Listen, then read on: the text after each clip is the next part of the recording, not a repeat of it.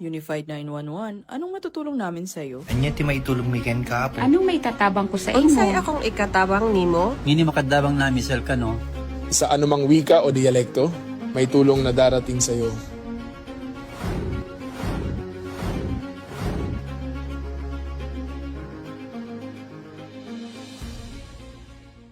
Lilingkod sa bawat Pilipino at magbibigay ng tamang impormasyon para sa tahimik at maayos na Pilipinas. Police News Network, alagad ng batas, tagapagtaguyod ng balitang pulis, sandigan ng mamamayan, patnubay ng katotohanan.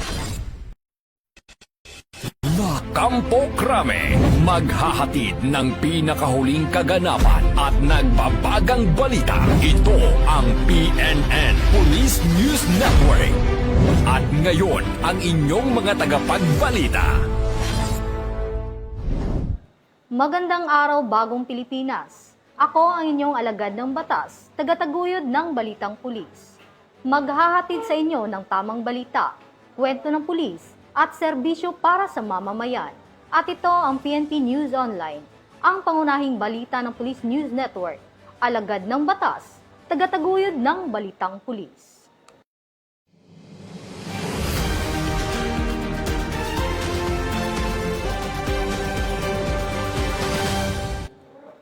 Narito ang mga balitang hatid ng ating PNN correspondents mula sa iba't ibang panig ng bansa.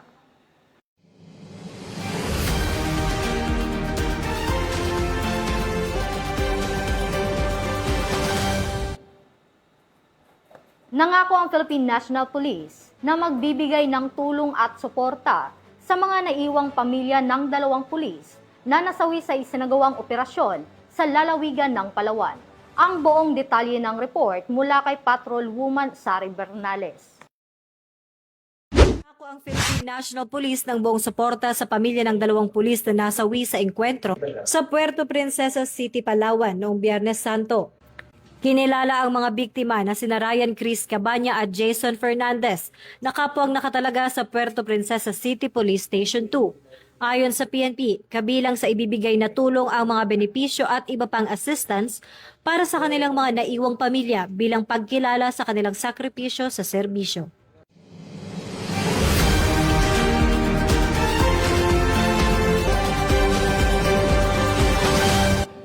Maraming salamat, Patrol Woman Bernales.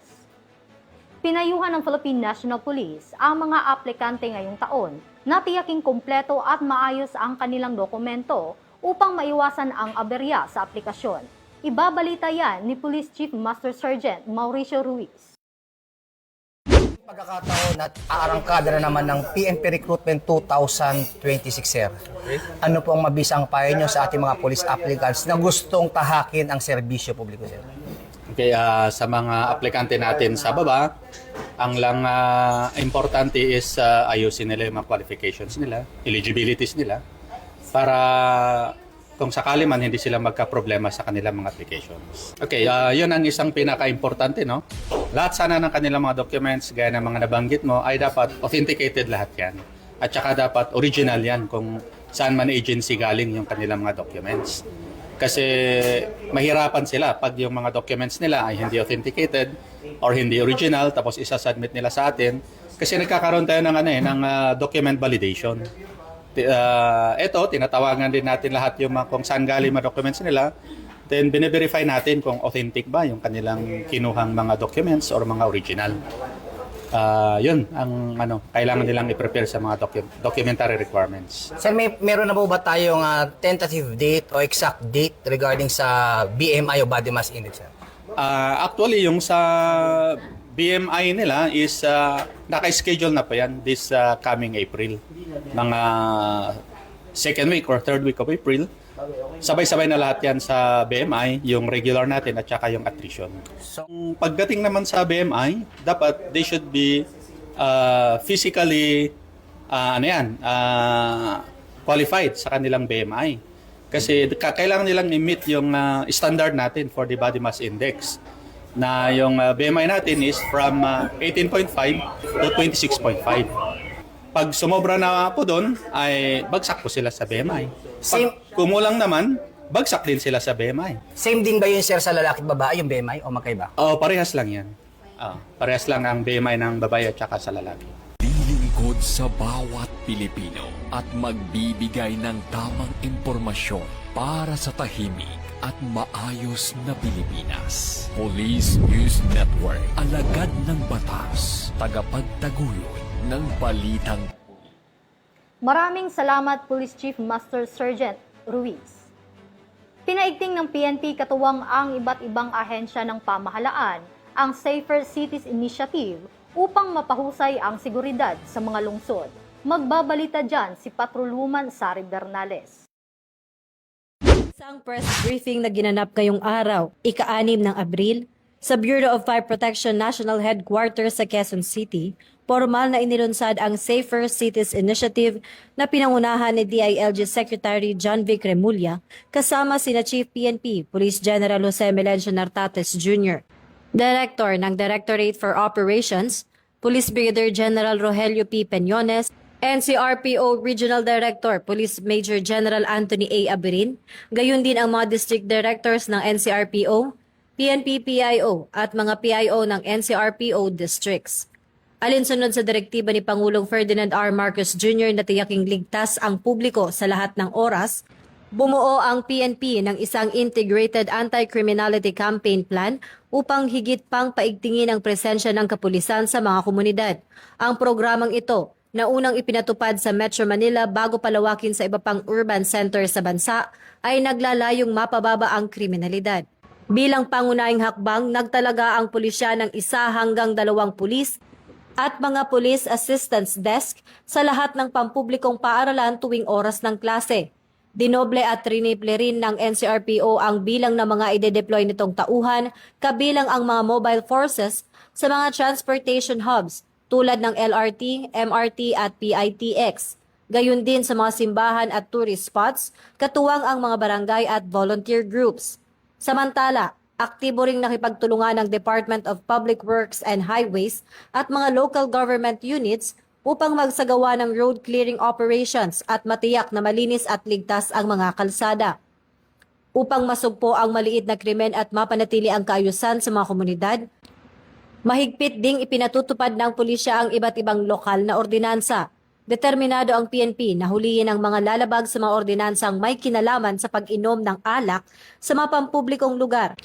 Gayon din ang mga lumalabag sa iba pang kautosang lokal.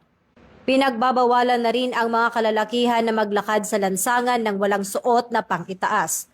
Aktibo ring nagpapatrolya ang mga otoridad upang ipatupad ang 10 p.m. curfew para sa mga menor de edad. Pati na rin ang pagbawal sa paggamit ng videoke lampas alas 10 ng gabi bilang paggalang sa mga nagpapahinga. Higit pa rito, nagsasagawa ang kapulisan ng intensified police patrols sa mga kilalang gimikan sa lungsod upang agad na maaresto ang mga naghahanap ng gulo.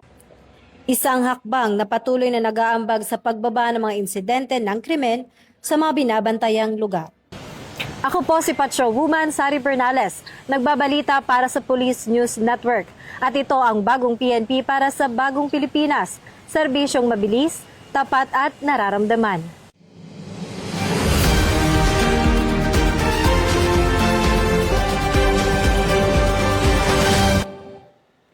Arestado ang 10 individual matapos maaktuhan ng mga otoridad sa isang iligal na sabong sa Barangay Avancenia, Mulo, Iloilo City noong Biyernes Santo. Yan ang balitang aking tinutukan. Individual ang naaresto sa isinagawang anti-illegal gambling operation sa Barangay Avancenia, Mulo noong Semana Santa. Ayon sa Iloilo City Police Office, naaktuhan ang mga sospek habang aktual na nagsasagawa ng illegal na sabong na kilala bilang pauwak. Agad silang dinakip ng mga operatiba sa isinagawang raid. Kasalukuyang nasa kustodiya ng pulisya ang mga sospek at nahaharap sa kasong paglabag sa illegal gambling law. Patuloy naman ang paalala ng mga otoridad laban sa pagsasagawa ng illegal na sugal.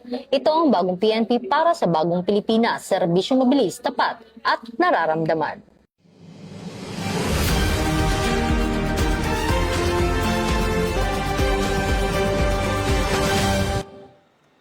Naging ligtas at maayos ang Semana Santa sa Isabela ayon sa kapulisan sa pangunguna ng Isabela Police Provincial Office. Magbabalita dyan si Patrolwoman Maria Senyora Agboya. Pinaigting na seguridad ng Isabela PNP, naging ligtas, maayos at mapayapa ang kabuang paggunita ng Semana Santa ngayong taon sa lalawigan ng Isabela matapos ang ilang araw na pagpapaigting ng public safety operations na isinagawa ng Isabela Police Provincial Office. Sa pangunguna ni Police Colonel Manuel B. Bringas, Provincial Director ng Isabela PPO, nag-deploy ng sapat na bilang ng mga kapulisan sa mga simbahan, pangunahing lansangan, terminal at mga lugar pasyalan upang matiyak ang kaligtasan ng publiko sa panahon ng mahal na araw.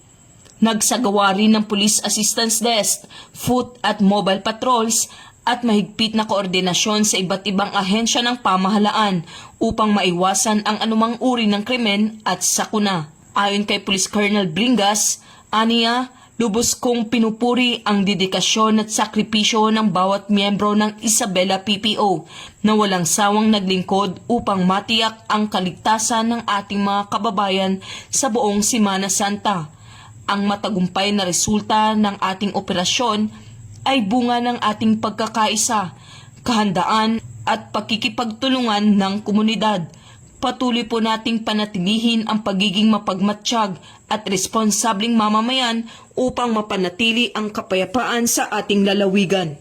Sa huli, muling pinagtitibay ng Isabela Police Provincial Office ang kanilang paninindigan sa pagsisilbi at pagprotekta sa mamamayan.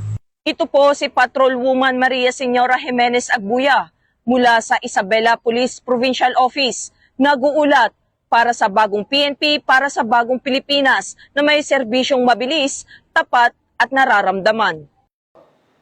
Maraming salamat, Patrolwoman Agbuya.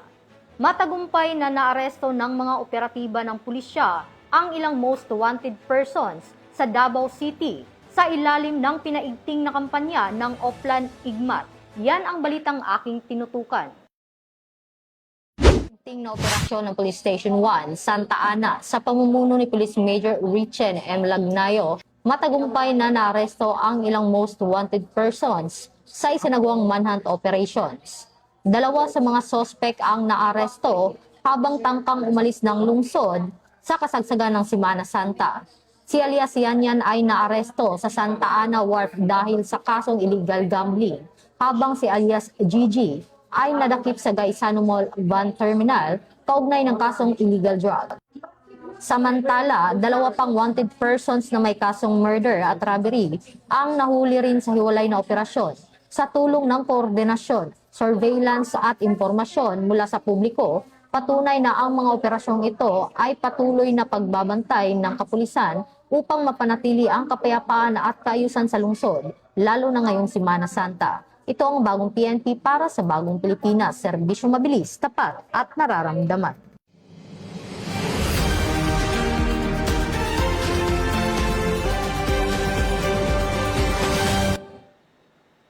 At yan ang mga balitang nakalap ng ating PNN correspondents mula Luzon, Visayas at Mindanao.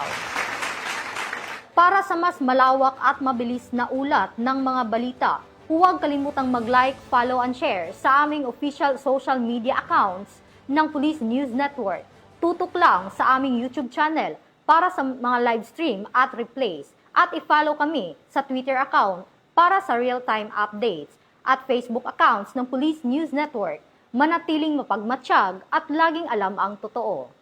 Sa ngalan ng pamunuan ng Philippine National Police, sa pangunguna ni Chief PNP Police General Jose Melencio C. Nartatis Jr.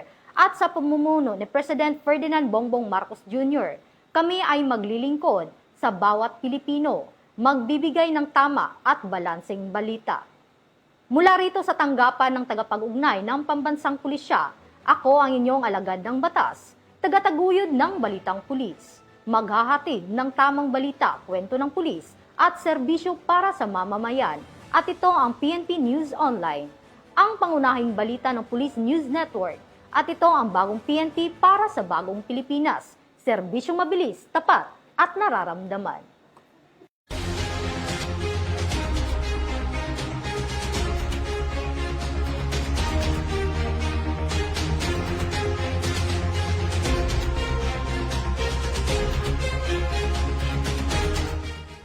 Police News Network, alagad ng batas, tagapagtaguyod ng balitang pulis.